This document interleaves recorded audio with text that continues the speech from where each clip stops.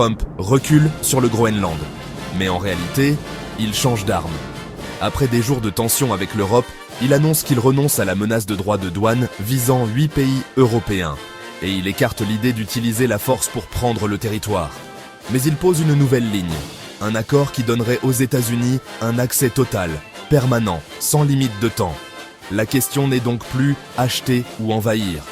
La question devient contrôlée par l'accès. Selon Trump, un cadre serait en négociation, sous l'OTAN, autour de la sécurité arctique.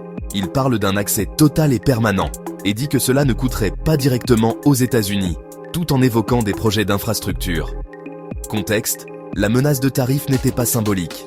Trump avait explicitement annoncé des hausses, 10% puis 25%, sur des pays européens jusqu'à obtention d'un deal sur le Groenland. Puis, il fait marche arrière à Davos. Et c'est ici que le deal devient explosif. Le Groenland et le Danemark répondent que la souveraineté n'est pas négociable. Point.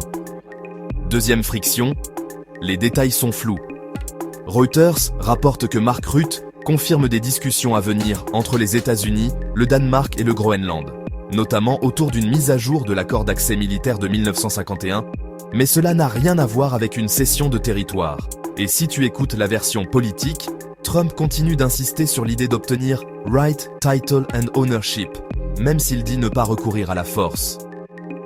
C'est cette ambiguïté, accès versus souveraineté, qui met l'OTAN sous tension. Donc voilà l'enjeu réel. Si l'OTAN accepte un accès total sans définir publiquement les limites, bases, radars, investissements, routes arctiques, l'Europe crée un précédent. La pression économique d'abord, l'arrangement sécuritaire ensuite.